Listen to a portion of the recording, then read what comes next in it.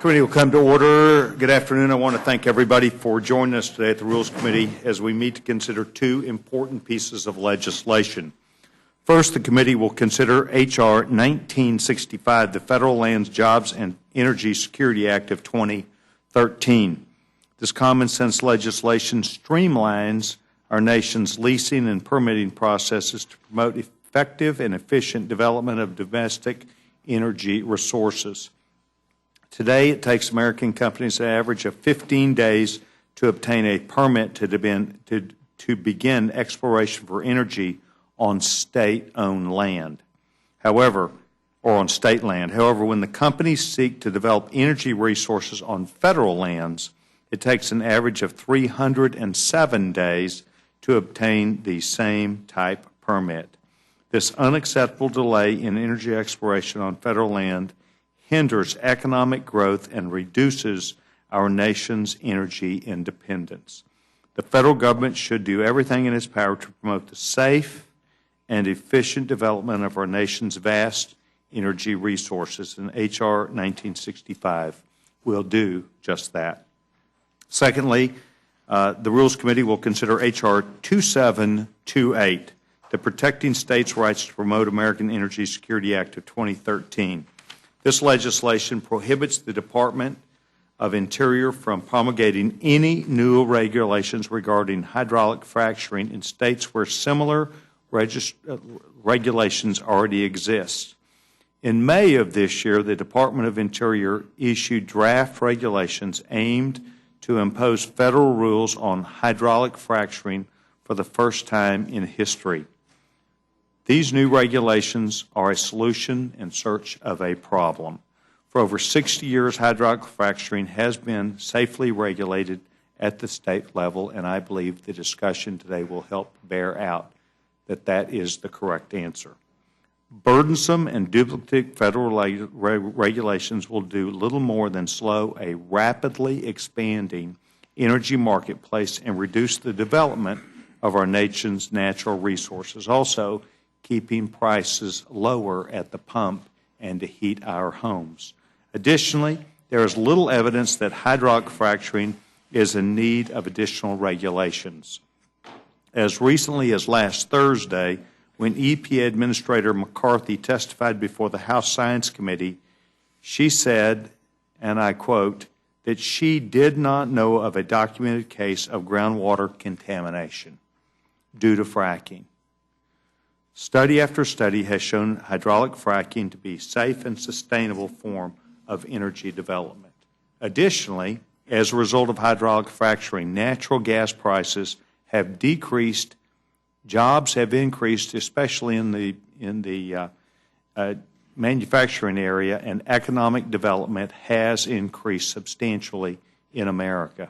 The federal government should promote the use of innovative technologies such as fracturing, not to burden them with needless federal regulations. So I see today that we have a distinguished group of members who will be here today not only to provide information to this committee, but also to stand their ground on the things that they know that will help America to be energy independent and lead us as we move forward.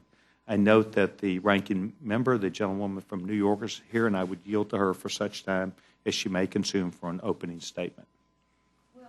Thank you very much, Mr. Chairman. I don't have much to say except I see we're going to flog these old dead horses one more time and hope for a miracle, maybe, whatever it is you're hoping for. But here we are. Thank you. Joan yields back her time, and I appreciate her observations. We welcome today the gentleman, the chairman of the Committee on Natural Resources, who for year after year sat next to my side in the Rules Committee. He has served in distinguished jobs as chairman of the Ethics Committee and now chairman of the Natural Resources Committee, and we welcome the gentleman. We also have the gentleman, Mr. Holt, and we also have the gentleman from Texas, Mr. Weber, who are here. We will be discussing 1965 and, secondly, H.R. 2728, and I would appreciate in your testimony if you would designate between those as you speak to us without objection. Anything you have in writing will be entered to the record, and we're delighted that the distinguished young gentleman from Pasco, Washington is here. Gentleman is now recognized. Well, I thank you very much, Mr. Chairman, and I remember sometimes I would say fondly and sometimes not when we met at different hours than your meeting here. This is a nice change, and I congratulate you for that. Is that? Seems to be better. Thank you. So you got to talk into it. Oh, okay. Why didn't you say that? Well, anyway, thank you. Excuse me. Thank you for having this hearing on H.R. 1965. Excuse me. It might help. The Federal Lands, Jobs, and Energy Security Act, and H.R. 2728, the Protecting States' Rights to Promote American Energy Security Act. Both these bills, I'll speak on both of them briefly, but I'll talk about them individually. Both of these bills would create new American jobs, and they'd be energy jobs, and they are good paying jobs. It is interesting to note that the United States is producing more oil and natural gas than ever before. In fact, last week, for the first time since 1995, the United States produced more oil than we exported. Now, that's the good news. The bad news is, if one wants to look holistically at the United States, is that all of this production is on state and private lands and not federal lands. And the reason we're here, in my capacity as chairman of the House Natural Resources Committee, we have jurisdiction over federal lands. So that's what these bills then are aimed at. And frankly, the reason why, from what we have heard in committee testimony, why we are not producing on federal lands is, frankly, the rules and regulations, and these bills address that. The first one is H.R. 1965. It would reform the leasing process for onshore oil and natural gas projects, and it would therefore eliminate the unnecessary delays. It would also reform the process of energy permitting once a lease is in hand to encourage the timely development of our federal resources. It ensures more fundings are available for wind and solar on federal lands. It sets clear rules for the development of U.S. oil shale resources. It establishes common sense steps to create an all-of-the-above American energy plan using our vast federal resources. And it would also ensure that oil and natural gas resources on the National Petroleum Reserve Alaska, or NPRA, are developed and transported in a timely manner. I just remind the committee, NPRA was set up as a National Petroleum Reserve in the 1920s. And it would also allow, 1965 would also allow internet-based auctions for onshore lease sales. And finally, it would remove barriers that block Indian tribes from developing energy resources on their own lands. H.R. 2728, the Protecting States' Rights to Promote American Energy Security Act, is a bipartisan piece of legislation to ensure that duplicative federal regulations on hydraulic fracturing does not block American energy production and job creation. The Department of Interior's proposed federal regulations on hydraulic fracturing would add costly and unnecessary layers of red tape and duplicate the efforts of states which have safely and successfully regulated hydraulic fracturing for over 60 years. Mr. Chairman, your state is one of those states. The bill prohibits the Interior Department from enforcing federal hydraulic fracturing regulations on any state that already has regulations and recognizes states' authority to regulate this type of activity. However, the bill does not prevent the federal government from implementing baseline standards in states where none exist. It simply prevents the federal government from wasting time and resources imposing duplicative red tape that will only stifle American energy production and job creation. States under 2728 are able to carefully craft environmentally responsive regulations to meet the unique geological and hydrological needs of their states, imposing, as you mentioned in your opening statement, Mr. Chairman, a one-size-fits-all regulatory structure, as the Obama administration is attempting to do, is both unnecessary and it simply won't work. And I might add, it's estimated that the shale oil and natural gas production will support almost 2.5 million jobs in only another 3 years. So we should, and these bills are aimed at, let's protect those millions of American jobs in our economy by passing both these bills to ensure that federal red tape does not interfere with American energy production on our federal lands. Thank you, and I'd be more than happy to respond to any questions you might have.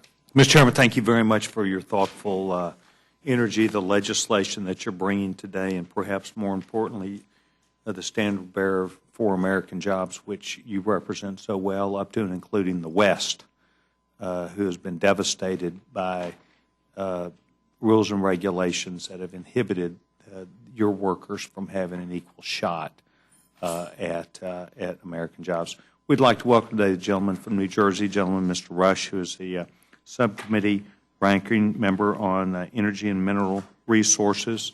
And the gentleman is welcome not only here at the Rules Committee, but I'm delighted that you're back here once again. Your testimony is always sharp, clean, and to the point. We're delighted that you're with us today. Gentleman is recognized. I thank the Chair.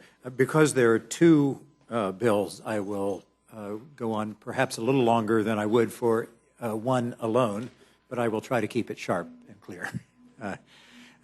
Thank you, Chairman Sessions and Ranking Member Slaughter and members of the committee. I appreciate the opportunity to testify on these two Republican written energy packages. Title I of H.R. 1965 would make drilling on public lands less safe by imposing arbitrary deadlines on safety reviews, by limiting public notice and comment, and by preventing legitimate judicial review. Title I would require Interior to offer oil companies at least 25% of whatever onshore areas they nominate every year, regardless of whether drilling in these areas would be appropriate. This arbitrary requirement ignores the fact that the industry already has 25 million acres of public land onshore under lease from which it is not producing. Title I also includes the so-called protest fee, a possibly unconstitutional, non-refundable $5,000 tax in order to challenge leasing and permitting decisions.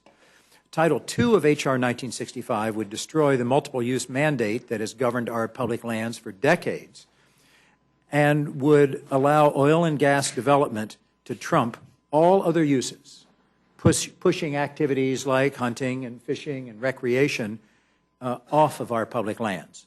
Title III would require the development of a plan to crisscross the National Petroleum Reserve in Alaska with extensive, and I do mean extensive, road and pipeline networks before we even know where roads and pipelines might be needed. Title V would do nothing to address the very real energy challenges faced by Native Americans on tribal lands, but would seek to use tribes as a means to skirt environmental reviews on non-tribal lands, and would weaken important legal devices for those seeking environmental justice. Now, with regard to the fracking bill, Title I of H.R. 2728 would halt the deliberate public rulemaking process regarding fracking on public lands and would allow even blatantly inadequate state guidance or regulations to preempt all federal oversight. During the rulemaking process, more than 1 million Americans called on the administration to regulate fracking more effectively, not to turn a blind eye to what is happening on the public lands. Mr. Chairman, the House Republican energy agenda from the last Congress lies in ruins. Multiple packages and repackaging of those packages passed the House and then died a, I would say, deserved death. Meanwhile, the existing Obama energy plan has caused domestic oil and gas production on federal lands to increase, while ensuring that big oil could not despoil our most valued public spaces. It's irresponsible and willfully short-sighted to rehash these failed proposals, and this legislation is a compilation of things that we have been over before. And I think it's irresponsible and short-sighted to rehash these failed proposals while refusing to even consider minimal steps to limit our fossil fuel consumption or to respond to climate change. Now, House Republicans won't even consider ending the century-old tax break enjoyed by, or family of tax breaks enjoyed by big oil, much less reallocate those investments to alternative energy development. Most Americans, the administration, the United States Senate, and most of the rest of the world have turned their attention to finding new and innovative energy sources and to addressing climate change. And yet here we sit in the House Rules Committee debating old proposals based on old information that we already know are doomed to failure. My Democratic colleagues have filed a number of amendments to both H.R. 1965 and H.R. 2728. These amendments have merit, and I ask the committee to make them in order. In particular, I've filed an amendment to H.R. 1965 to provide incentives to oil companies to begin producing on leases they already own. Mr. Polis has joined Ms. Napolitano on an amendment to try to assess the impacts that oil shale development will have on the quality and the quantity of water available for municipal and agricultural purposes. Ranking Committee Member DeFazio has submitted an amendment setting aside funding to allow the CFTC to fight in a better way speculation in our energy markets, and an amendment to require that the oil and gas we produce from federal lands stays here for use in this country. And with regard to H.R. 2728, Mr. Cartwright has two important amendments, one dealing with the safety of fracking operations and one seeking to clarify that it is not the intent of H.R. 2728 to roll back or undermine existing laws governing energy development on federal lands. Finally, I have an amendment on that bill, along with Representatives Peters and Polis, regarding the need to reduce methane emissions from oil and gas drilling, recognizing that pound for pound, methane is 20 times as potent a greenhouse gas as carbon dioxide. To be clear, however, amendments can't address the fundamental flaws in these bills, and I would urge my colleagues to abandon these measures in favor of some new kinds of, some new ideas that we can all support. I thank the committee for your time. Thank the gentleman for his testimony and would like to welcome the gentleman, Mr. Weber, who represents the Committee on Science, Space, and Technology, to speak about H.R. 2728, Protecting States' Rights to Promulgate and Promote American Energy Security Act. And the gentleman from Texas, Mr. Weber, is this your first time to give a second time? You'd think I'd remember that, wouldn't you? No, sir, I don't think you would need to, Mr. Chairman. Well, I'm delighted that you're here. Thank you. We're delighted, and without objection, gentlemen's now. Thank you, and I thank the chairman and the ranking member and the other committee members. And I am speaking, Chairman Smith has asked me to serve as the committee's spokesman this afternoon, and I will be speaking on H.R. 2728. And I thank you for including the Science Committee's language in the bill. This summer, we reported out of the Science Committee H.R. 2850, known as the Hydraulic Fracturing Study Improvement Act. This bill has been combined with H.R. 2728. Basically, our legislation is now Title II of the broader bill under consideration, our being the Science, Space, and Technology Committee. Title II addresses a fundamental flaw in EPA's hydraulic fracturing study design. Specifically, the current study is focused on a search for, quote, possible problems, end quote, with hydraulic fracturing, rather than what would be, quote, likely or probable, end quote. And this flaw was identified almost immediately after the EPA released its study plan in early 2011, and stakeholders and independent experts, including members of the EPA's own Science Advisory Board, have repeatedly recommended the agency assign probabilities and uncertainties to its work. Title II directs the administrator to ensure that possible impacts of hydraulic fracturing on drinking water be accompanied by objective estimates of probabilities and consequences. Key word there is objective estimates of probability and consequences. The bill also requires peer review of any final or interim report prior to the issuance of the report by the EPA. What we would ask, Mr. Chairman and committee, ranking member and committee, is as this legislation moves to the floor, we would ask this committee to issue a structured rule allowing for appropriate amendments. What do I mean by appropriate amendments? Due to the involvement of the Committee on Science, Space, and Technology in Title II of this legislation, we would request that the Science Committee be specifically allotted time under the rule to allow its members to speak to the benefits of the legislation and Title II in particular. Again, I want to thank you for including H.R. 2850 in this important legislative package. Thank you, Mr. Chairman. I yield back. Thank you very much. Very nice. Chairman Hastings, you and I have had discussions numerous times, but specifically about that under this president that the price of gasoline has doubled at the pump. Prices in food stores have by and large followed that same trend, and that you believe that more ample supply in the marketplace, steady ample supply, is really one of the attributes of this bill to bring to bear the opportunity for America to use its resources. Is that really what this is about? I think, thank you, Mr. Chairman. Yes, I think it is, because I mentioned in my opening statement that, yes, our oil and gas industry in this country has grown dramatically, but all of that activity is on state and private lands. Our jurisdiction here is on federal lands, and we have a tremendous amount of resources there that I think that we should take advantage of for the American people.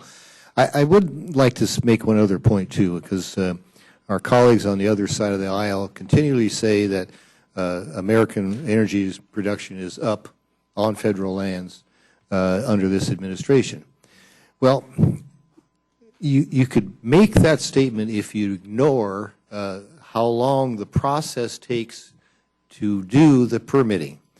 The Bush administration, to their credit, was very aggressive. I think President Bush understood that energy production is good for the security of our country. And so there's a lot more activity from the standpoint of leasing and going through that process under the Bush administration. But it takes a while before you go through the lease process and drill to see if you find anything until you can start producing. The fact is, at the start of the Obama administration, the numbers were high because of the activity of the Bush administration. But if that is your starting point and go forward, it has gone down dramatically on federal lands. So I wanted to clarify that point. But your point about this being something good for our economy in a variety of ways is spot on in my view. Thank you very much. I'm, as you know, involved deeply in the disability community. And over and over and over, I hear families and see them who many times have to have a larger car that can sustain a wheelchair and the applications necessary to bring a wheelchair up and back.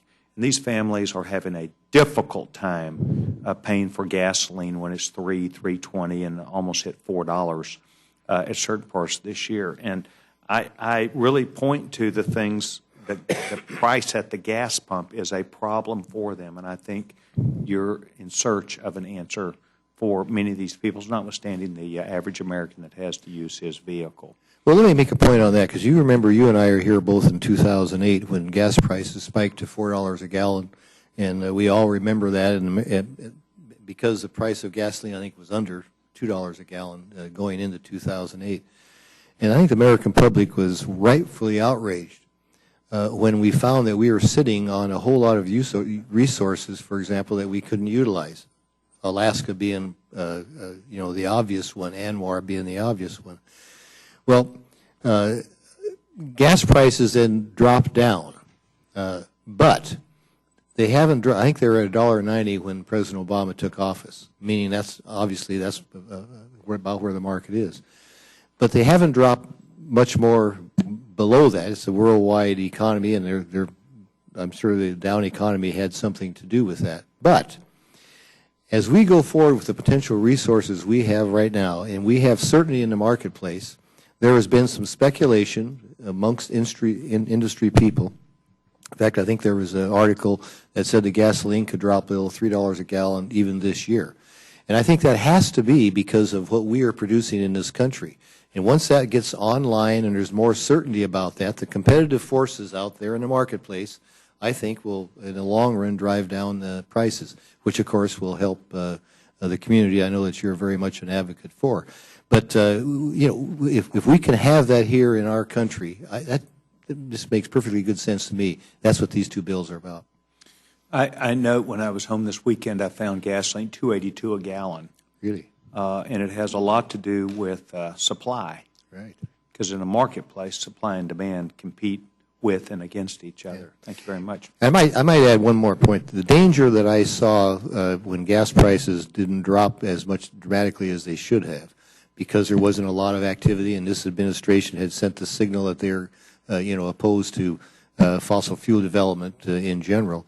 All of a sudden, the price was between $3 and $4. I think the American people got inoculated at that price when it could be lower. Now we're starting to see it can go lower, and I think who knows for sure, but I think it'll obviously can go lower the more we produce here. Thank you very much, Mr. Weber. You're from Texas, and Texas seems to be, perhaps with some states up north, perhaps South Dakota, seem to be right in the epicenter. Oh, I'm sorry, New York is in there also, and a lot of other states, of this revolution that is not new, but really has been found and is generally acceptable to a lot of exploration down this. Is hydraulic fracking. And I visited San Antonio, Texas, a couple weeks ago. I'd been to high school there when I was growing up, and it was not a sleepy little town, but it was not a thriving town. San Antonio is booming. My hometown of Dallas, Texas, we add about 1 million people every couple of years in North Texas. We've grown from 3.5 million or 3 million to 6.2 in just the last few years.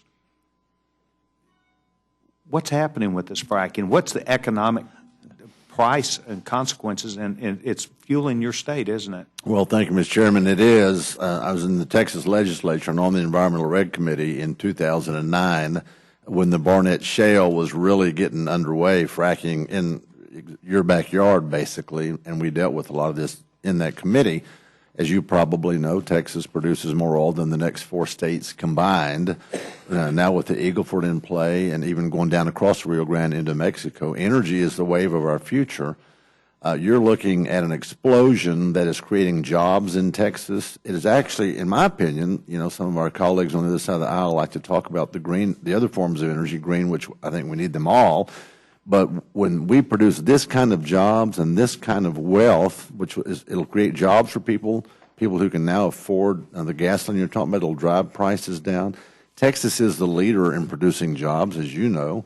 Gosh, 1,300 people a day moving to Texas. We picked up 4 congressional seats, 4 million in the last 10 years. So, pardon me.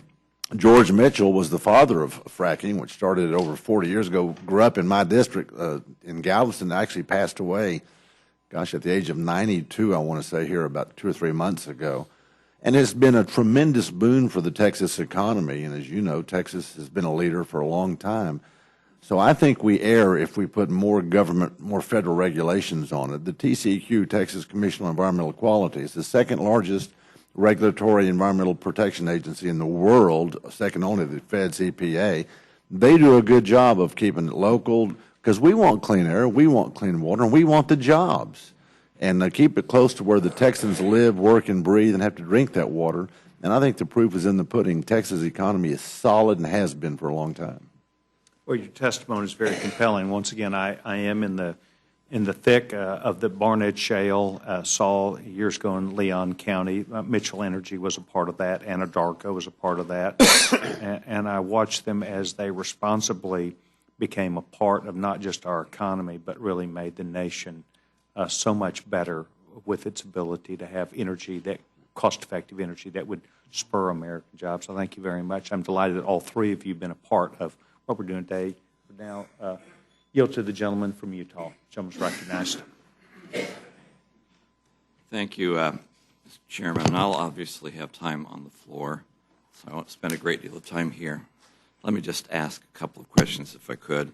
Mr. Hastings, the chairman has already mentioned that Director McCarthy testified that there was not a fracturing issue from the EPA standpoint. I realize both Neil and Richard were acting BLM directors, so the last real BLM director we had was Bob Abbey. Did Bob Abbey testify in front of your committee on the issue of fracturing, and was he able to say that he had evidence of any problem of fracturing? Let me check real quick on that. Mr. Bishop, I don't. Todd's got your answer now.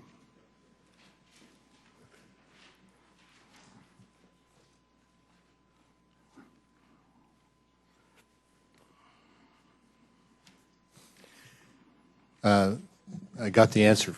It's funny how that happens real quickly here. Yes, he has said on a number of occasions that fracking can be, hydraulic fracturing can be done safely. And I might add, Secretary Jewell, new Secretary, Interior Secretary, has a history in the oil and gas industry. While the Interior is promulgating rules, she has also said that I don't want to put words in her mouth, but the indication is it can be done safely. And I find this interesting because the issue at hand is not should there be some kind of regulation. I think a lot of people, Mr. Polis, for example, has talked about the importance of regulation. The question is, who is the competence to do that regulation? I simply know in the state of Utah, for example, which once again, Mr. Abbey said he had experienced absolutely zero problems with state regulations. Utah has a specific and comprehensive rule, and the Department of Environment and Quality have the competence to manage those rules and make those recommendations. One of the frustrating parts I have is this conventional wisdom that only somebody who resides here in Washington has the ability to make vision for the entire country. And when there is a conflict between someone at the state level and someone in Washington, obviously Washington has to take precedence over that. That's an inaccurate conventional wisdom, an inaccurate assumption. And I'm especially happy to see that Mr. Abbey, Secretary Jewell, Director McCarthy are actually recognizing this, that there is competence outside those who can smell Potomac water for those very purposes. You have the concept of this 25% number that is there. The selection process, is there certain lands that can be selected to make the 25%? We do something that is we think is kind of extraordinary. Everybody has a guess about where the potential energy production is. We did this offshore, and we're doing the same thing onshore in these bills. We say, we direct the Department of Interior that when you offer leases to where there's the greatest potential. What a novel idea. I mean, obviously, if a lease is given in some place where there's not much potential, you're not going to have a heck of a lot of activity for obvious reasons, and so the lease sits there, and money is wasted by those that bid on the lease. So we direct under these bills that you should offer leases where you think the greatest potential is. I think you'll get the greatest return, by the way, under that scenario than you would otherwise. And frankly, in the long run, you'd probably have less leases that are given back, simply because the market would have a way to work. So that's how we approach that in these bills. Every piece of property that is put out for a lease has to be approved by the Department of Interior, specifically the BLM, through a regional management plan, which allows for public input. Every kind of lease then has to go through a NEPA process, which allows for a public input, which simply means, and those are required, those don't have any additional cost to the federal government because they're going to have to do those anyway. But each of those are that is the pool from which industry has a chance to choose. Those things that have been identified by the Interior Department as having potential for energy development and have not been designated for any other purpose other than for energy development, which becomes significant at the point. Yep. Ms. Slaughter actually talked about flogging a dead horse. There may be some merit to what you said, but I hate to say this, for many people this becomes an esoteric issue about what will happen out in the West. Mr. Polis and I are the only ones who are from out on the West on this panel. I made a statement, I think, between Polis and McGovern and I, I can't use Kentucky. We're the only ones that can wear a blue uniform in a blue-gray game. But we recognize firsthand what takes place in our area in a public land state. In mine, 70% roughly is controlled by the federal government. My state ranks either 50th or 51st, depending on how you make the equations or how many are included in states as far as what we spend per pupil. Now, the idea that spending money on education is a panacea or a pathway to good education is a stupid idea to begin. But the ability of funding our education system is significantly at risk and significantly deteriorated vis-a-vis the eastern part of the country that has no significant amount of federal lands. For example, over the past 20 years, the western states that are considered public states have increased their overall education funding by 35%. Those who live east of Denver have increased their education funding by 68%. That's not a coincidence. When these types of leases are pulled back for no extraordinary purpose, then that harms not just the development of the resource on an area, but every kind of spin-off job that takes place. And those are the important ones. The transporters, the hotel industry, the food industry. Those generate property taxes, they generate income taxes that fund our education system. And one of the problems I have that is significant is my state is at a disadvantage in funding our education system simply because we don't have the ability of controlling the resources that are identified for energy production. We recently had a situation, in fact it was this week, where the Bureau of Land Management identified 800,000 acres for potential energy development. These are acres that are not within any kind of protected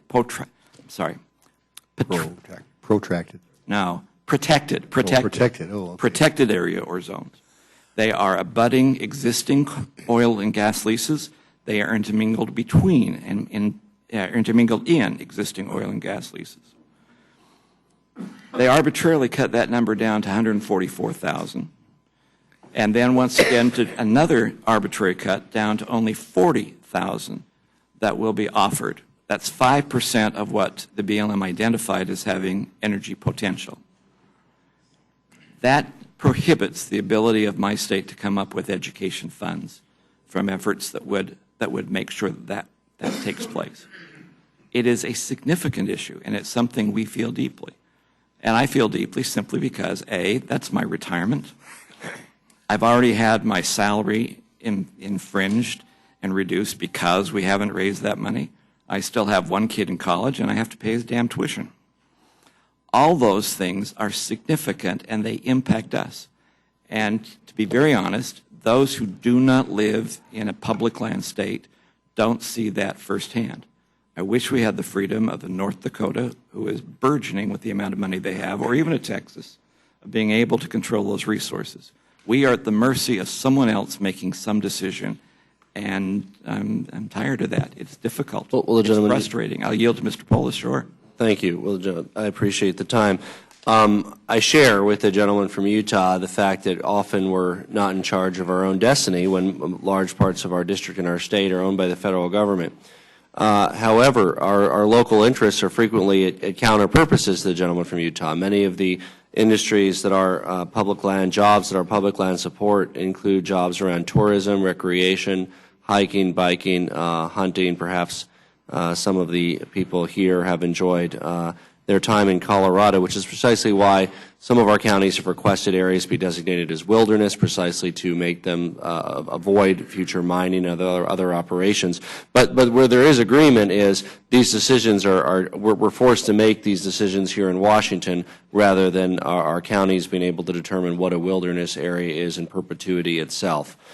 So we are here. We certainly have competing interests at times. There's areas, that, again, in my district where we feel that many of the extraction activities and fracking activities detract from jobs, destroy jobs because there are counter purposes to tourism and recreation. You're less likely to want to come from other parts of the country to bike and travel and hunt around extraction operations.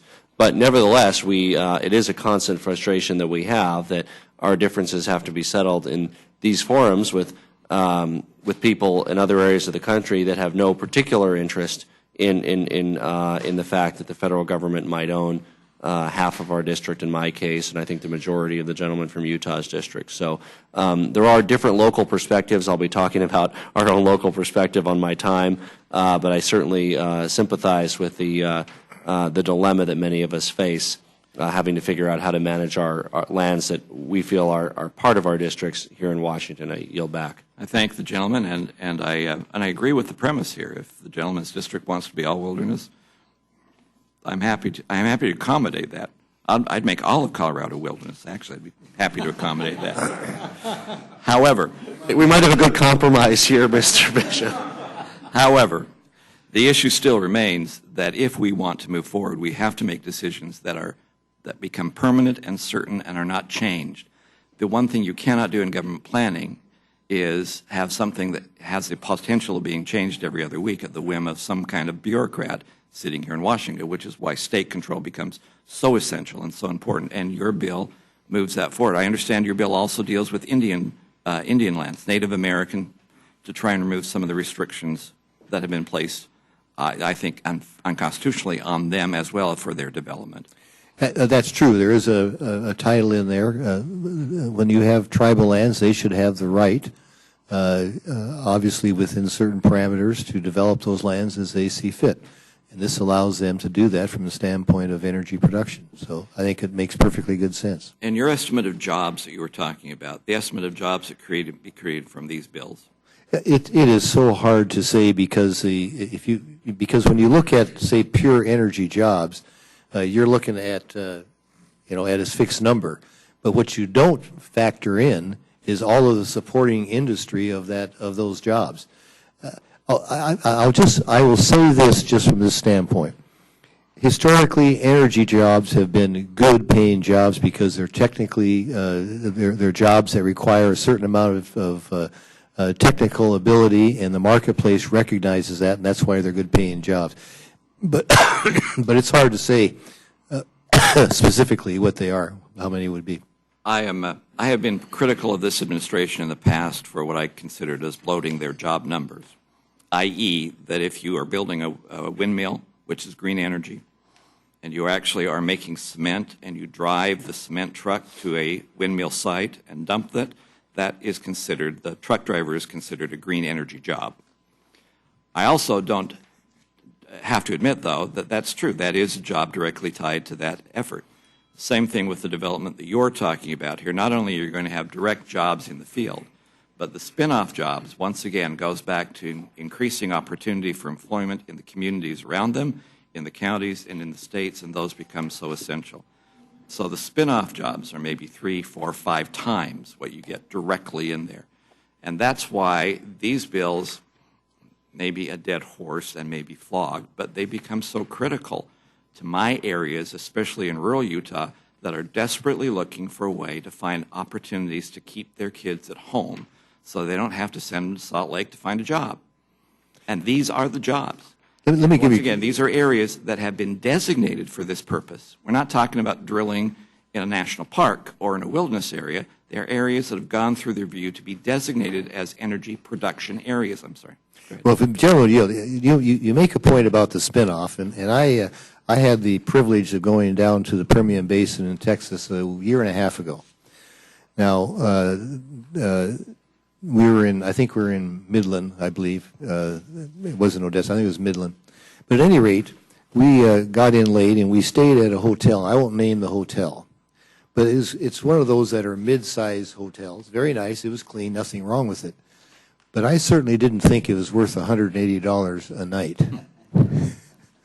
Well, and this is a spin-off of what happens when you have a robust economy.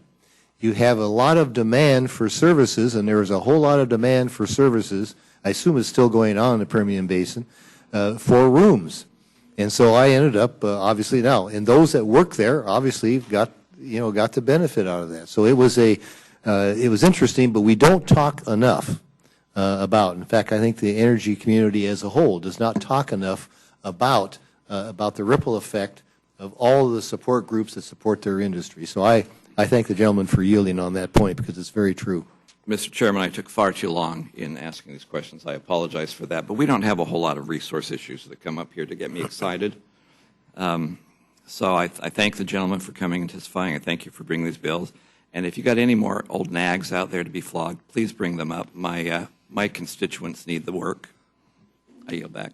Chairman, yields back time. Thank you very much. Gentlewoman from New York is recognized. Well, we've got a blank slate, I understand, for next year. We could probably find some old horses to flog. Anyway, I want to ask my old friend Doc Hastings a question here about fracking. Do you believe that stopping federal regulation of fracking is going to meet the constitutional requirements? We're not stopping federal regulations. We're simply writing a law that says that those states that have. I think so, that the EPA, as I understand it. No, let me explain the legislation. It is a law that says, recognizing that the Interior is going through this rulemaking process, our law simply says that those states that have fracking, hydraulic fracturing rules in place now will be paramount they will be the driving force of how those are regulated in their states. Now, if a state does not have hydraulic fracturing rules, then a national law could be a template for something in the future. But we do not negate at all the federal laws. We just simply say that when you are dealing with the issue of hydraulic fracturing, let's recognize the 60 years plus of experience that has gone on in states. It would stop the Interior Department regulations for fracking that are currently in development, such as New York. No, it wouldn't stop them at all. Well, actually, in New York, the coal and gas industries Well, trying not New York, to have the state have any regulations either. if I'm not mistaken, the New York legislature or the governor himself, I'm not sure which, has not permitted hydraulic fracturing. But that's their choice. This doesn't change that at all. They're trying to make sure they have a good idea. Yeah, this bill does not change any of that at all. New York can do what they want to do. Well, but that's an issue. I mean, we've always had this thing that because it was not fair if you lived in one state and they had certain regulations, and the federal government regulations should protect everybody. Well, we have a federal system and all. What you're saying here, though, if I read this correctly now, I could be absolutely wrong. I don't think so. It says the Interior Department would stop the regulations for fracking that are currently in development, would prohibit any future federal fracking regulations from applying in any state that has any sort of fracking regulations, guidance, or permit requirements. Therefore, if a state had just a single sentence of guidance, they would be exempt from federal regulation. Yeah, that's exactly. No, we say that states that have hydraulic fracturing laws on the books, that will be the guiding for hydraulic fracturing in that state. There's nothing magic about that. And if a state does not have that, then this could be a template for the future. That I would think could be a very interesting debate. And one other thing, I was on a bill, I think, from Diana DeGette last term, that we were trying to get the gas companies, to tell us what was in that chemical cocktail because they were trying to put it through municipal water purification systems. That never went anywhere. What are the possibilities of trying to find out what it is we're putting underground? Well, as a matter of fact, the industry has been very open on that. When that discussion was coming up and when hydraulic fracturing started to be becoming so important to the industry from a standpoint of creating jobs, the industry itself has talked about what goes into the hydraulic fracturing. Now, I understand that there is some. Yes. My understanding that there is. Some companies do it a little bit differently than others, but as far as the products that are concerned, that's well known. Legitimate yield. Thank you. Appreciate that. And again, my district is an extraction district. We have quite a bit of fracking activity. We had some, literally, just a couple 100 feet from my property where my father-in-law lives. And we have no idea what they put in the ground there. So we have no idea what to even monitor. We weren't able to find out despite hiring an attorney, despite pursuing it to the maximum extent under law. We had no way of finding out what was being injected into the ground so that we could even measure to see if it was being spilled on the surface or in any way leaching into the groundwater. So I don't know in what way, shape, or form progress has been made because clearly on the ground in my district, my experience was not unique.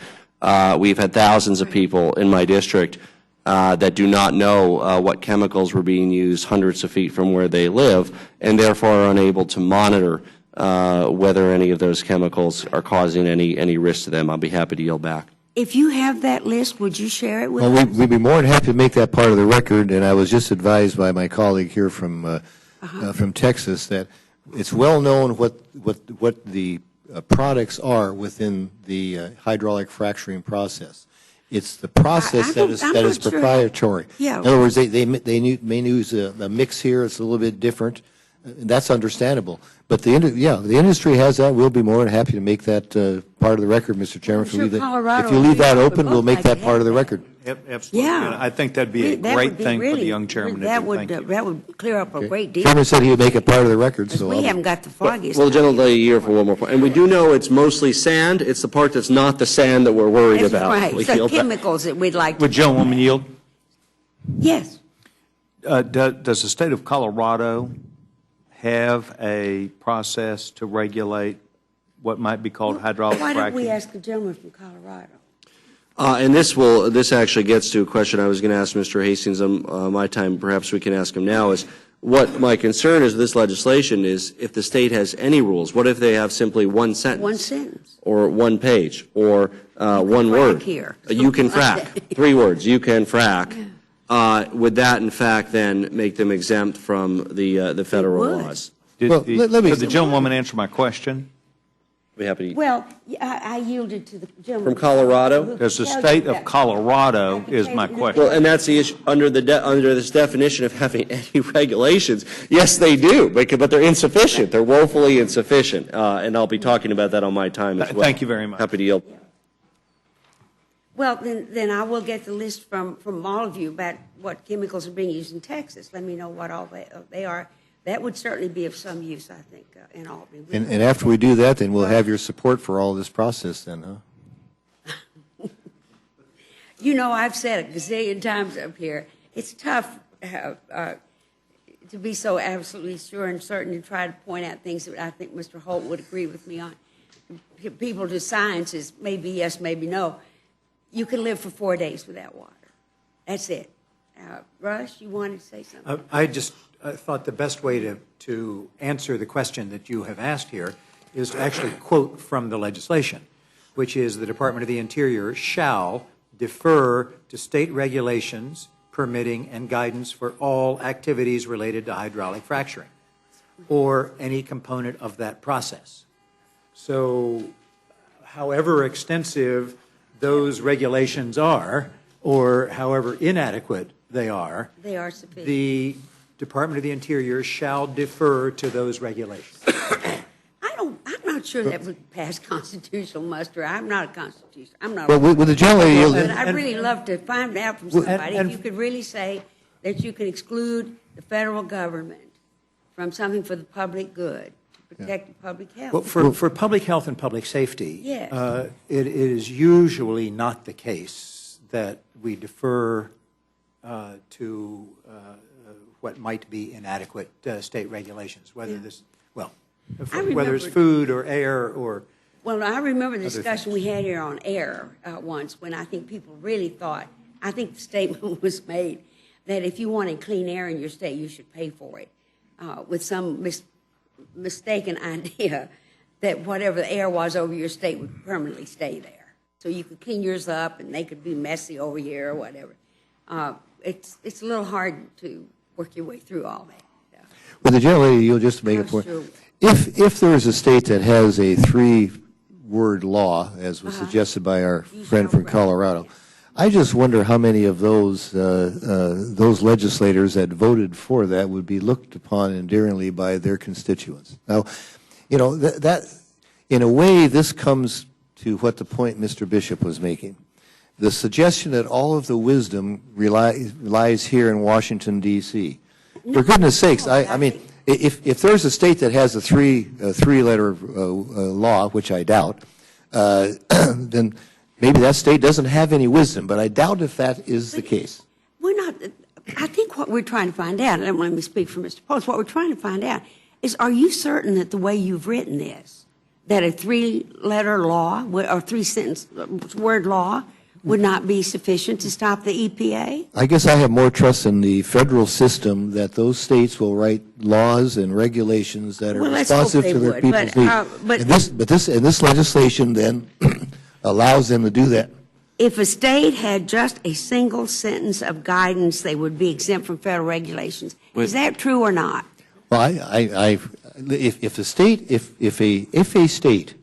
has regulations written, duly passed, that deals with hydraulic fracturing, then yes, that would be paramount in regulating hydraulic fracturing in their states. Would the gentlelady yield? Yes, sir. Since we're dealing with hyperbole and hypothetical, do you have an example of any state that does what you are saying they would do? Look. No. Is there? What we're doing. Well, let me ask another question that I'd like to. What is so worrisome?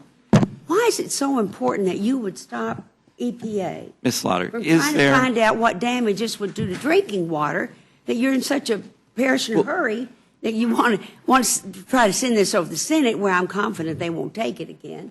But what is the rush that you can't wait for states to find out what? Will the gentlelady yield for a moment? Yes, I will. I put my state forward as an example. While the fracking regulations are not 3 words, they're woefully insufficient. Homeowners are ousted from their own homes. They lose their ability to live there for months at a time during the active phase of the fracking. Their property values are impacted. So, I mean, this is something that is affecting the majority of what I'm talking about is not on federal land, so it's not under this bill, but some of it is in the western part of the state. So while it's not 3 words, it's woefully insufficient. And our best hope is the EPA coming in, because we need them to be able to make sure we can have some kind of sensible balance on this activity. And I'll yield back. Claiming my time, I'm sorry we don't have somebody here from Pennsylvania, because the stories that they've had of being able to set the faucet on fire, the fact that they can't drink water anymore, that they're having to be supplied bottled water by. It's not true. It is true. No, that was a fake video. Oh, look. Ms. Slaughter, the question here is first of all, if I may interrupt, may I yield? Are you? Of course I will. All right. The question here is not what the standard is or is not in any other area. I really doubt that the standard you are fearful is existing. The question is, who should be responsible for making the decision to fix it? If for Colorado's private property, which this doesn't touch, is woefully inadequate, Colorado should step forward and do it. The state of Utah has a standard that is effective and it is efficient, and we do not need the EPA to come in. If New York needs something, New York should do it. If New York wishes to respond and allow the EPA to do it for them, allow them to do it. There is nothing that is stopping that. This bill is constitutional. It does not stop anything from happening. It simply says primacy, and primacy has always been on these issues with the state. If the state takes primacy, the state can have primacy. And the concept we're trying to get through here is people in the states are just as smart as people in Washington, D.C. Smarter. They can make, well, yeah, it's because they're not here. They can make decisions, and they ought to be allowed to make those decisions. I'll yield back to the gentlelady. Will the gentlelady yield for your question about the EPA? Weber. The EPA is 0-3 when it comes to hydraulic fracturing alarmism. I'm going to cite the 3 examples for you. You talked about Pennsylvania. Parker County, Texas, Dimrock, Pennsylvania, and Pavilion, Wyoming.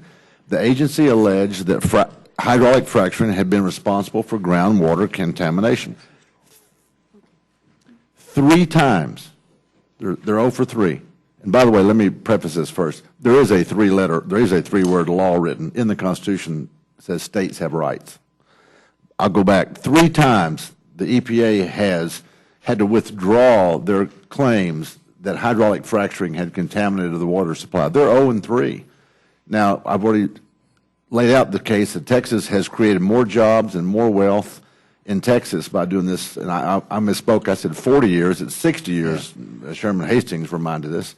And so, yeah, we're concerned that they're going to come in and overreact, overregulate, and kill this economy when what we need are jobs, clean water, clean air, and jobs. And I yield back. Thank you. Let me yield to Mr. Holt. Let me point out that we're not talking about the EPA here. Whether they're 0-3 or not is not the point. We're talking about those agencies that are responsible for managing federal lands. I wish that the EPA had authority over fracking through clean air, through clean water, through safe drinking water, but they are exempted.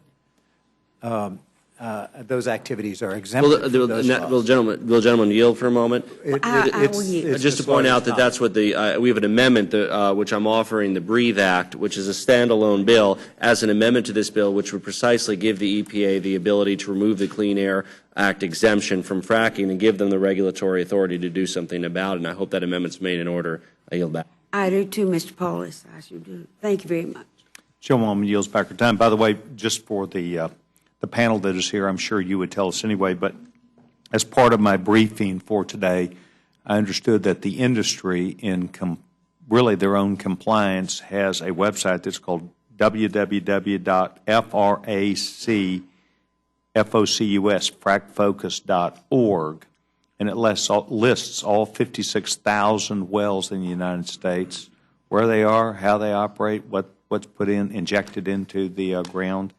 And it's a search engine for each well that the industry welcomed as part of their own oversight to give information to the public. So I hope that's helpful. Gentleman from Oklahoma, the young chairman, Chairman Colts, recognized. I always love the way you say that, Mr. Chairman. Well, particularly as I teeter into my sunset years, or totter, I should say. Totter and teeter. First of all, I want to thank you for bringing this legislation. It's long overdue, and it is in such solid ground philosophically, because it does respect the nature of our federal system, and it's so important practically because this is an industry that is growing, that's producing jobs, and that frankly is not only lessening America's energy dependence. I just invite people to go look at the pump, see what their price is now compared back, as my friend the chairman said, to 2008. Go look at your heating bill. And see what's happened given the decline in natural gas prices and what that's meant for tens of millions of Americans that have nothing directly to do with energy but benefit from those lower costs and live better as a result. I want to start by asking my friend from Texas how long you've been engaged, not you personally, but the state of Texas has been involved in fracking wells. Late 40s is my recollection when the chairman over here refreshed my memory. As I said, George Mitchell from Galveston pioneered the process.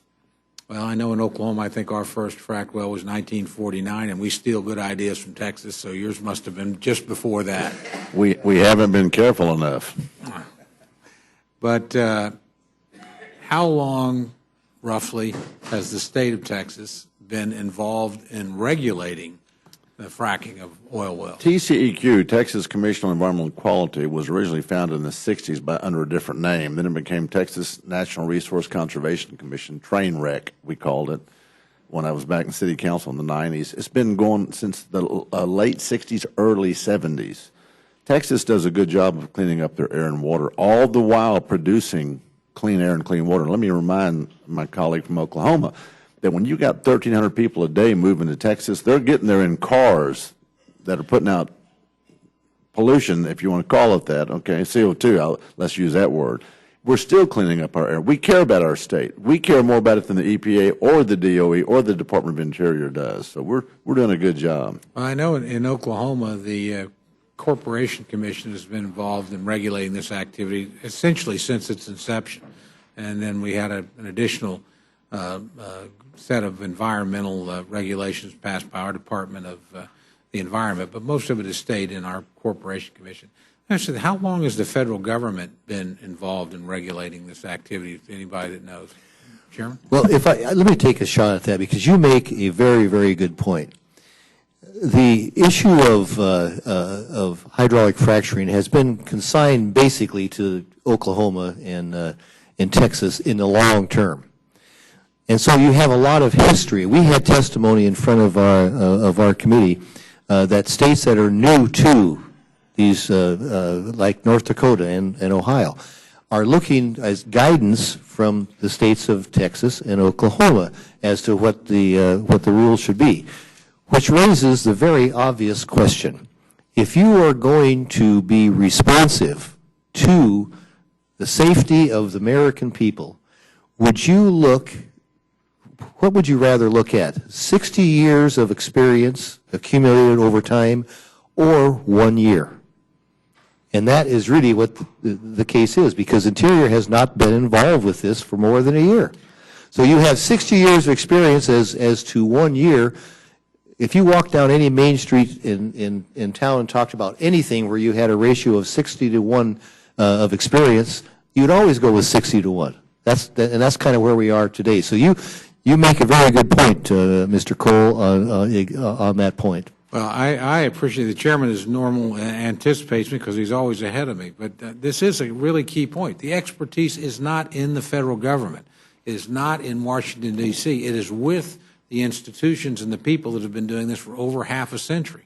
And they're not from around here. And they've done it pretty well. We've had, since statehood in Oklahoma, well over 500,000 wells drilled. We have over 70,000 operating now. Thanks to fracking, we've doubled oil production in the last 5 years in the state, literally doubled it. So we're going back, reclaiming a lot of places. It's been worked a long time with technology that's been around, but since it's combined with horizontal drilling, it's become something very new and very different.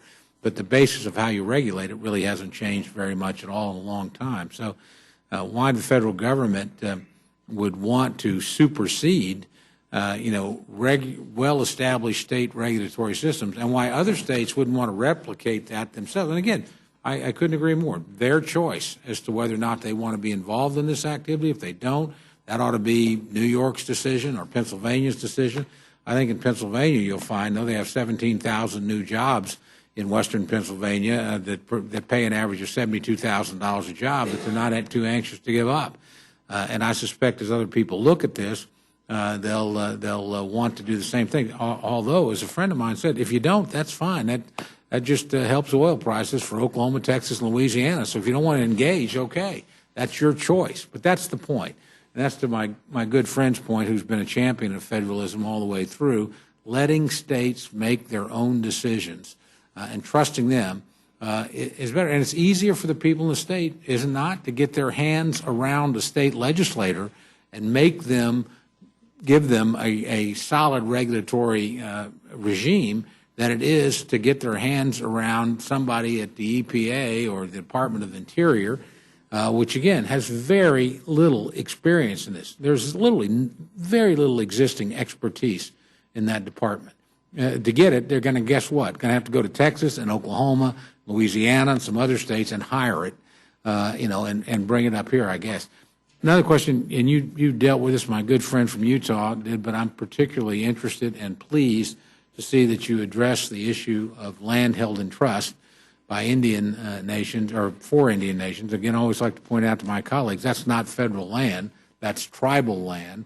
They ought to be able to make these decisions for themselves. It's a fundamental aspect of tribal sovereignty. Right now, they don't have that opportunity.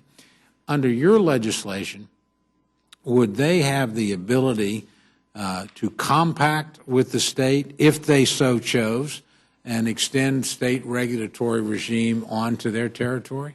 Or is that a matter you even addressed?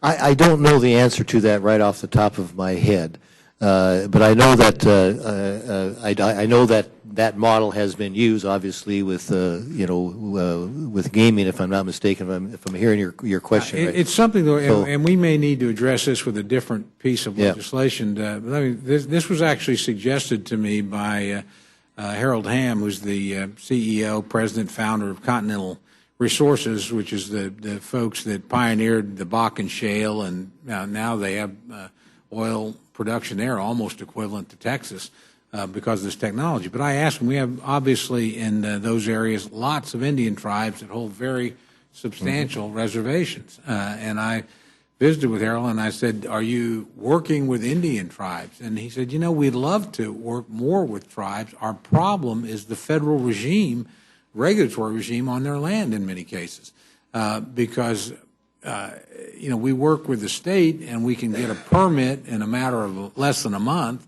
for a few $100s.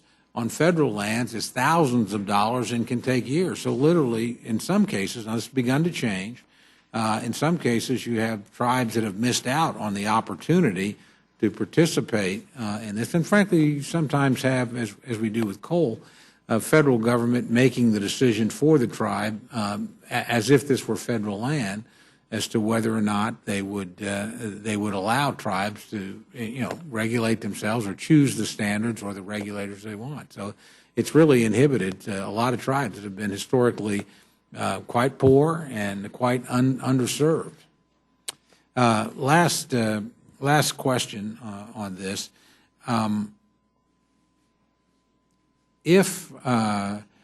Well, I tell you what, I won't even ask that question. I'll just end with it. As someone who sits on the Interior Appropriations Subcommittee and grapples of appropriations with these issues, I just really want to thank you. We have so much of our land locked up. 20%, I guess, of the land mass of the United States is owned by the federal government. Most of it seems to be in Utah, but it's a huge percentage. And, well, quick question. As I'm sure you have, have you looked at the drilling, exploration, development rates on federal land versus private land that's under state regulatory regimes? Well, I do know, if you're talking about dollars and cents, and I'm not sure that you can measure that because that depends what the market is and what an individual company would look at. But I will say this: the permitting process to do it, regardless what the value is much quicker in the states. On average, federally, it's over 300 days. On average in states, it's around 30 days and sometimes less than that. So there's some certainty in where you're going. I can tell my friend that one of the two largest producers of natural gas in the United States, actually the top two are both located, or two of the top three, in Oklahoma. And one of those companies has made consciously the decision they will not go to federal land. They simply will not do it. They're more than they drill all over the United States. At one time, they had 10 times the number of rigs that Exxon had operating inside the continental United States, producing oil and gas for American consumption. But they literally, any place there was a federal regulatory regime, they said, we're not going there. Now, we can go to Texas and deal with their folks, or we can go to other states and deal with theirs, we'll go there. But we're not going to get involved in it because it's too expensive, it's too time-consuming. And so those resources, which are the resources of the American people, and which would help us a great deal, both in terms of energy independence, quite often just simply aren't developed anywhere near the rate of speed as resources are on private land. So, again, it's a very important bill. I appreciate your work on it. Look forward to supporting it on the floor. Yield back, Mr. Chairman. Gentleman yields back some. Gentleman Massachusetts recognizes. Thank you, Mr. Chairman. I want to thank the members for testifying here today. It seems that this is a little bit of deja vu. It seems like pieces of these bills have been before this committee before. And one of the frustrating things that I have about this discussion we're having today is that the other discussions we should be having, how do we become energy independent in a way that doesn't pollute our environment? How do we deal with issues like global warming? How do we? Those things aren't even discussed in this House of Representatives, and I regret that very much because as time goes on, I think history is going to look back and say that we've missed some important opportunities here. I just rather than ask the same questions I've asked over and over and over again, I just say that just one point. I get this kind of the rhetoric that states know best, states know best, states know best. But I come from a part of the world where the Industrial Revolution was born in New England, and lots of jobs were created with all these new industries, and some of the environmental practices of some of these industries were not only bad, that they ended up killing people. Pollution that was quite extraordinary. And over the years, when people talked about, well, we need to, protect this or clean this up or clean that up, the response was, well, jobs are at stake, jobs are at stake, we can't do anything, we'll lose the jobs. It wasn't until, quite frankly, there was federal regulation that required companies all over the country to follow a certain standard that they were forced to kind of clean up their act. And now rivers that were once terribly polluted where you couldn't go near, you can now go fishing again in them. That's a good thing. And many of those jobs are still there. We lost some of them, in part nothing to do with environmental regulation, a lot to do with the fact that technology has improved, that unfortunately some of these jobs have been outsourced overseas because of bad trade agreements. But the point I'm just trying to make is that, I get it, there is a balance here. But to kind of assert that any kind of federal involvement or federally mandated science or reporting or, is just, is worthless, I think is wrong. And I'd just be very careful as we move forward on some of these issues to not discard some of the, really good researchers that we have here in the federal government. They're not always right. But I've also seen cases where, kind of powerful special interests go into states and exert a significant amount of financial and political pressure on state legislatures, and sometimes they do bad things.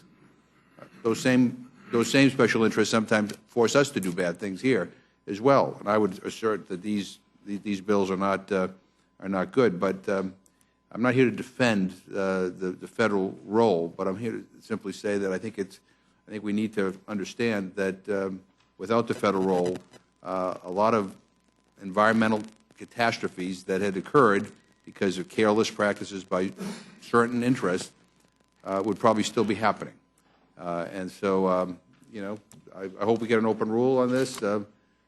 People get an opportunity to offer whatever they want. I've learned a lot from Mr. Polis today and Ms. Slaughter about fracking in their states, and they raised some really important issues.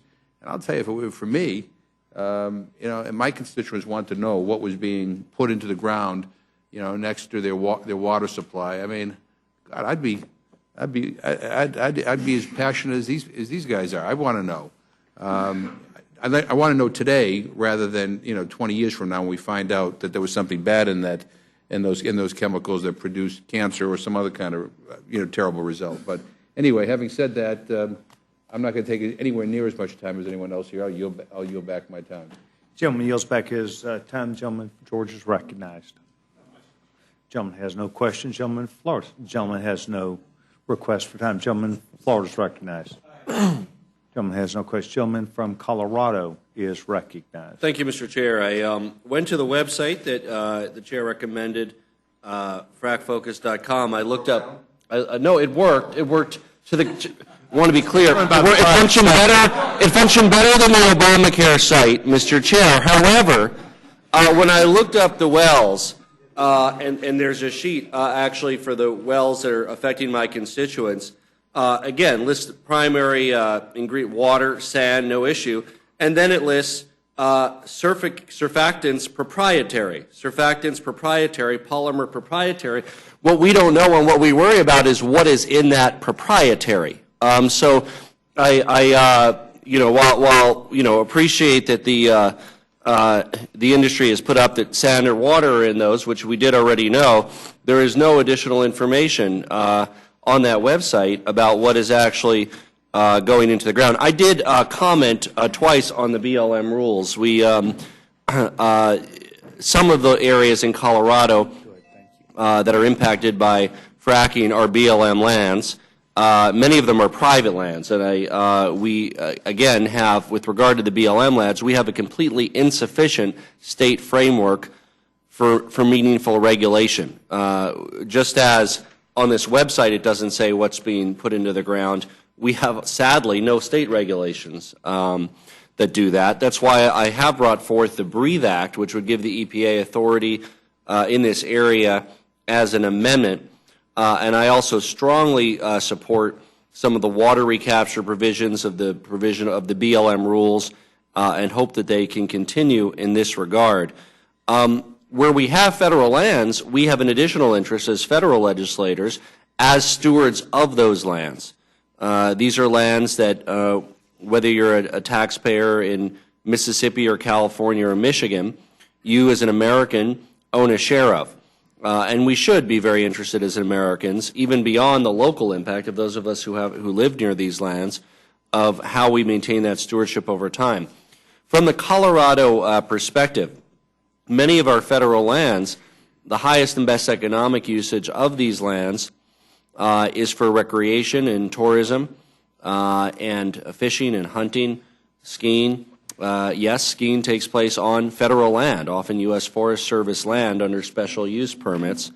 It's not, any of these activities are not without their own environmental footprint, obviously, whether it's hunting or skiing or anything else. However, they're frequently at cross purposes with extraction or fracking.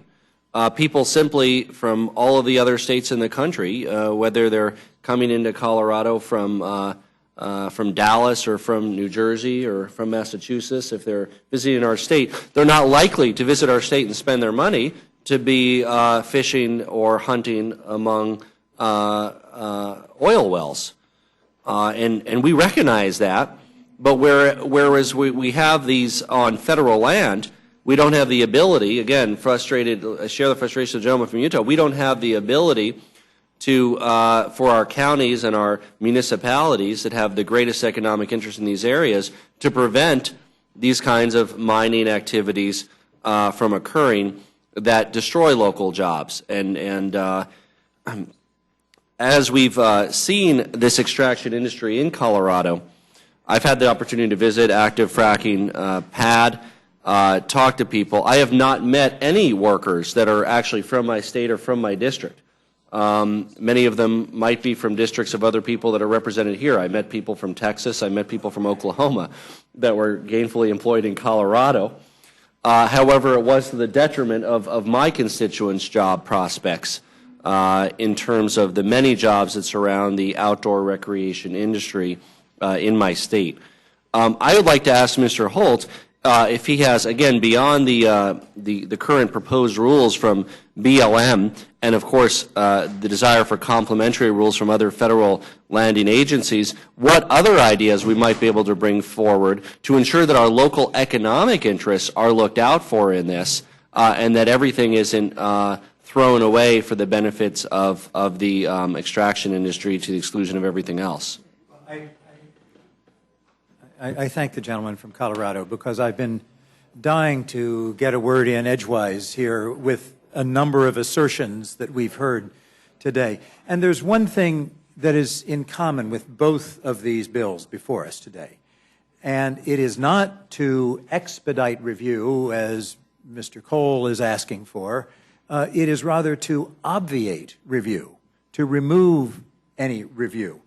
And as Mr. McGovern from Massachusetts said, there are ample examples of where activities conducted in disregard for the protection of the environment have been false economy.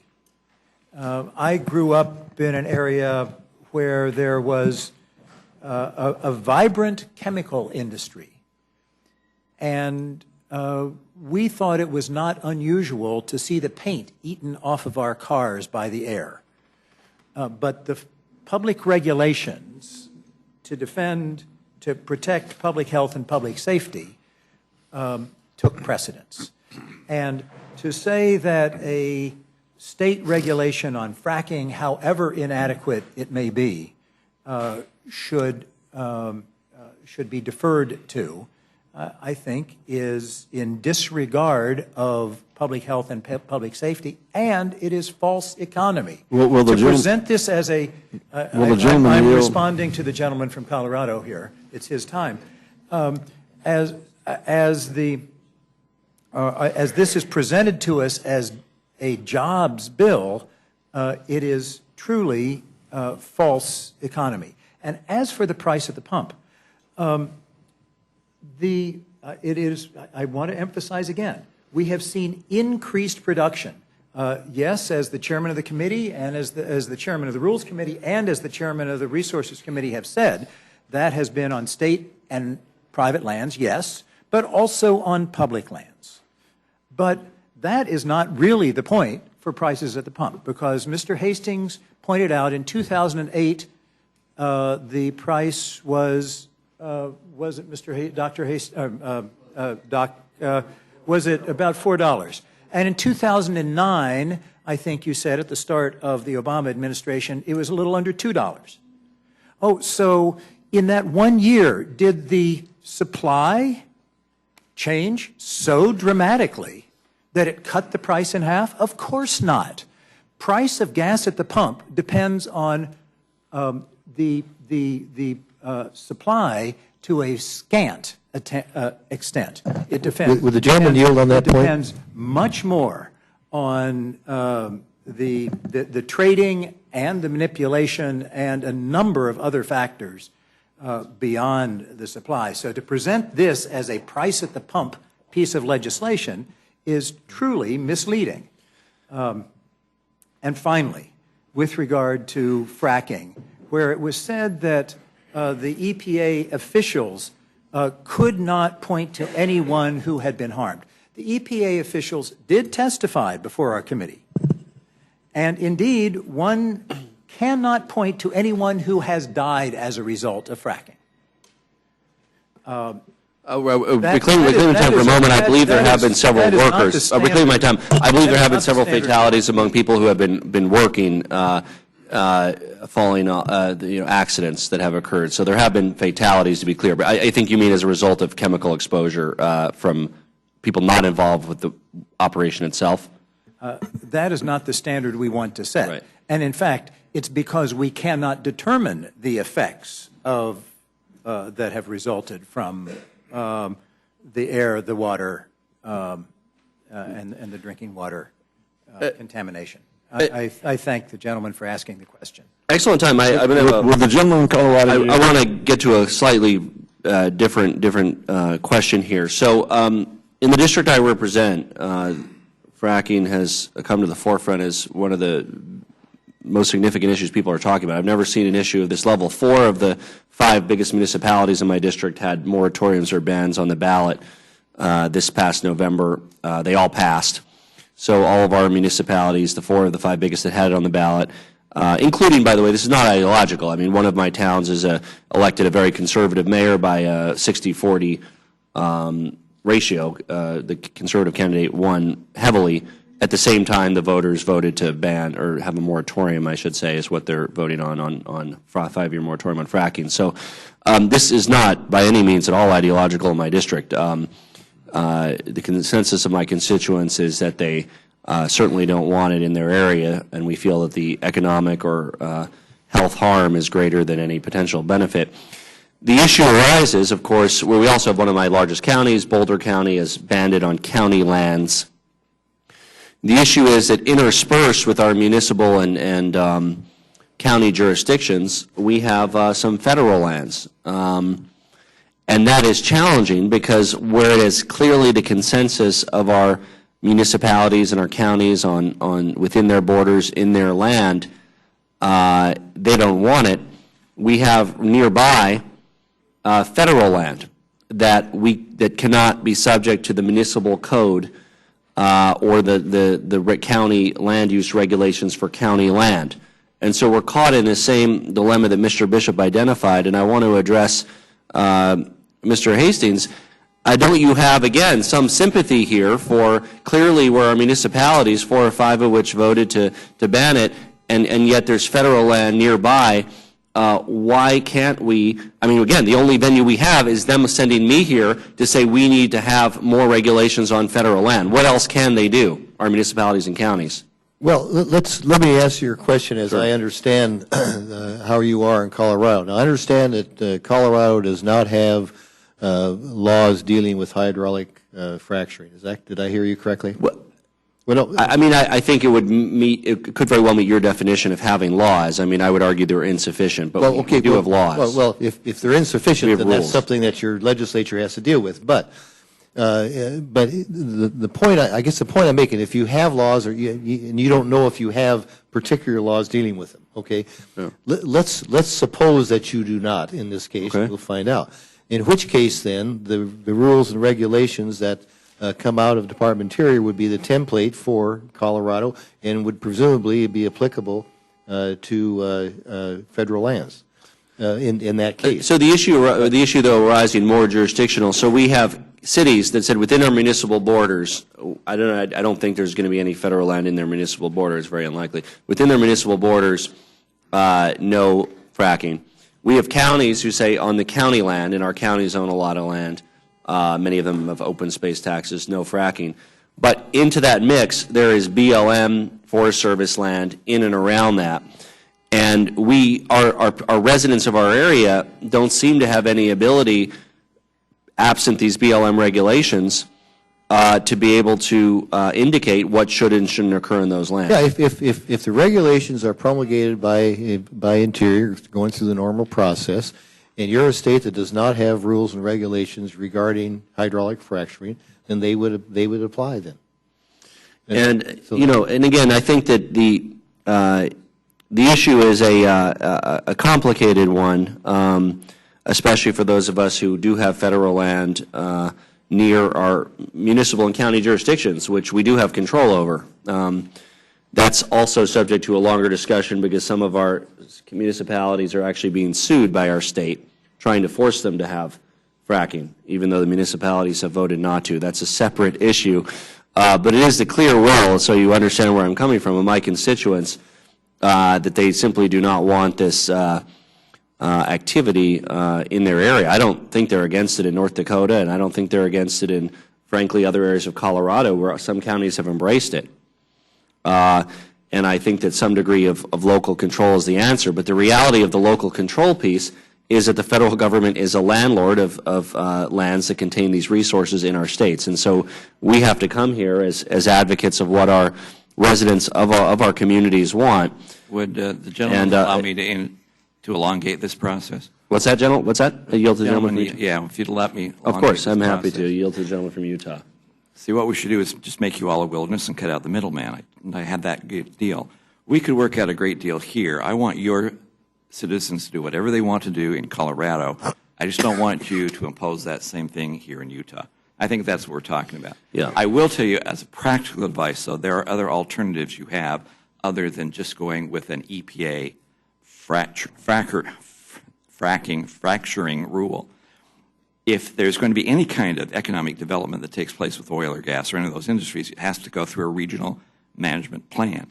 Those plans have to be developed by either the Forest Service or the BLM. They have to have public input. If there was an avenue for your citizens to express their will, that would be an easy way to do it. If those lands in the RMP are not put in that category, it doesn't matter what you want to do. No one's going to attach those. It depends on how you define those lands. So there is an alternative route that your citizens have other than just allowing the federal government to come in and take blanket jurisdiction. Yeah, and reclaiming my time, I mean, with the second bill, the issue is particularly around the rules around extraction on BLM lands, and they do own lands in my district. With regard to the various processes for developments, I have long been continually shocked by how fast the oil and gas projects get cited and how long the process is for any other project.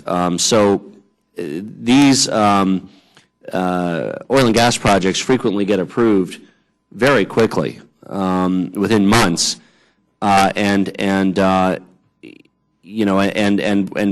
other projects, for instance, and this has been an interest about other projects, like for instance citing a wind project, or even I'm talking about other projects in the energy sector, have a much more involved citing process with regard to the local input side. Would the gentleman yield on that? I'll be happy to yield.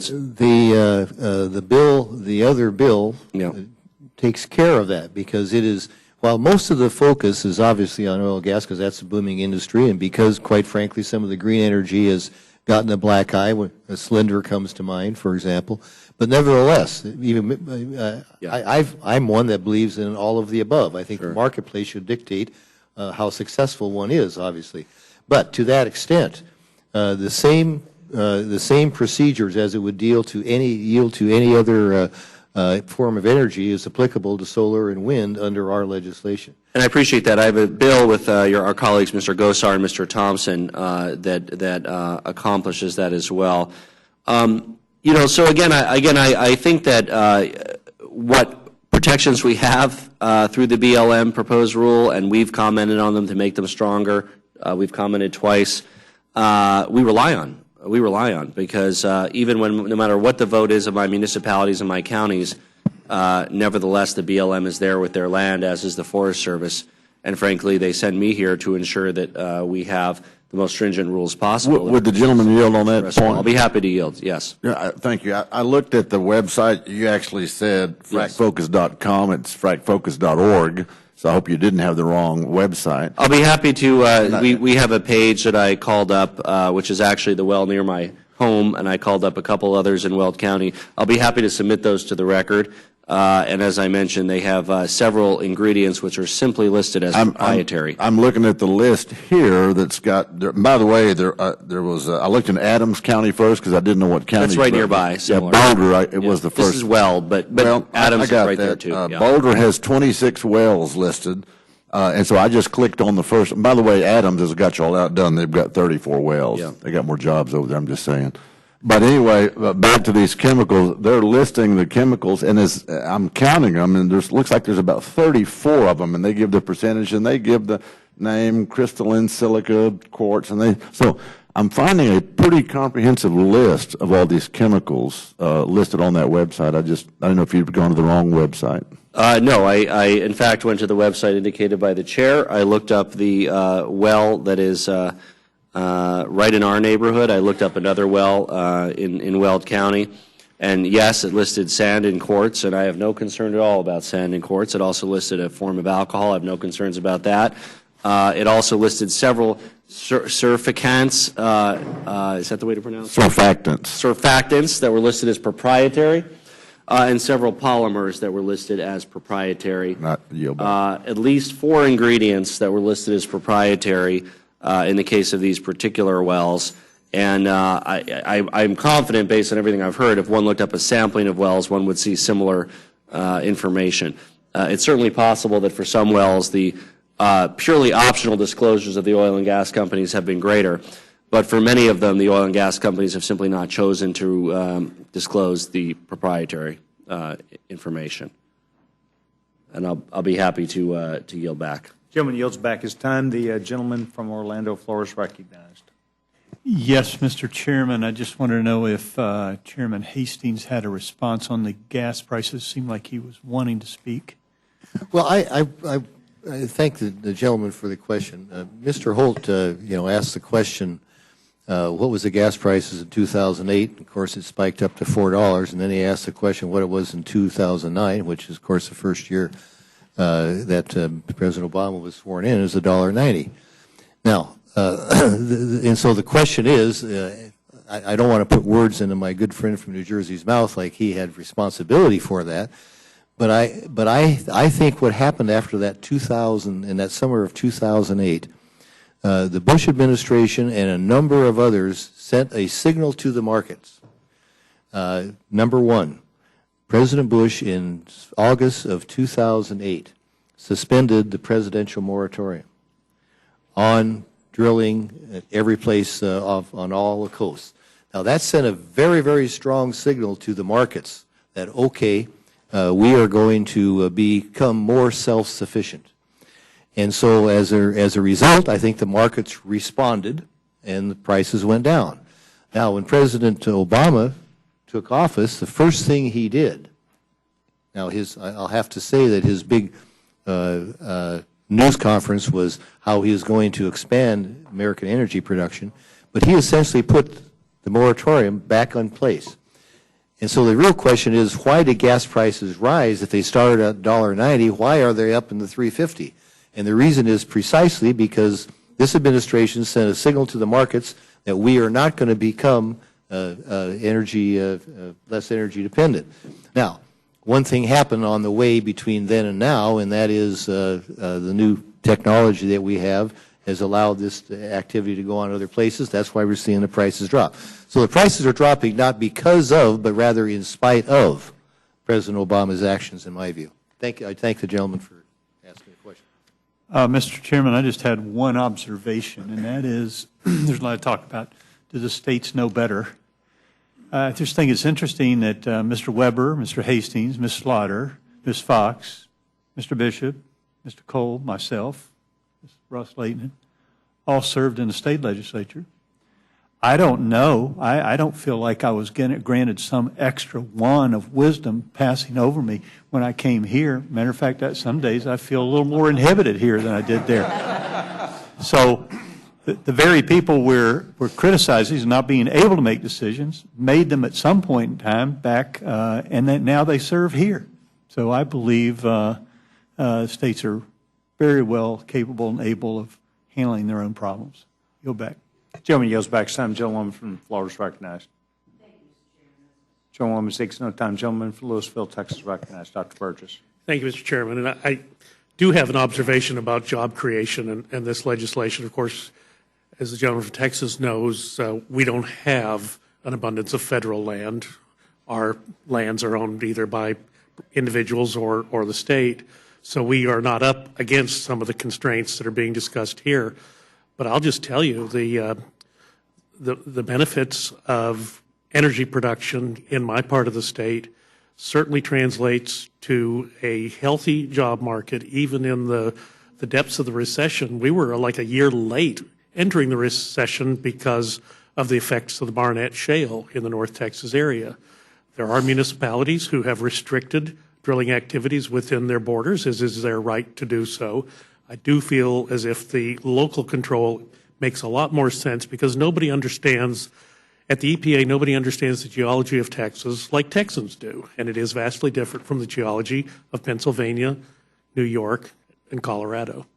Thank you, Mr. Chairman. I'll yield back. Gentleman yields back his time. I want to thank all three of you for attending this hearing today and making yourself available with expert testimony. I would hope you would feel like you did well enough to be invited back.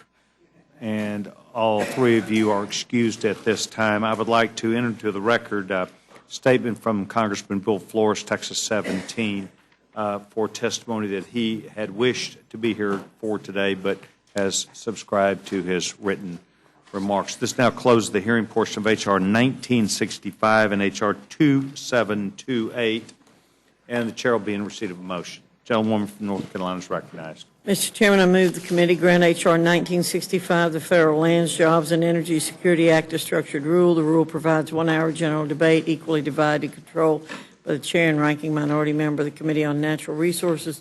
The rule waives all points of order against consideration of the bill. The rule provides an amendment in the nature of a substitute consisting of the text of Rules Committee Print 113-26 shall be considered as adopted, and the bill as amended shall be considered as read.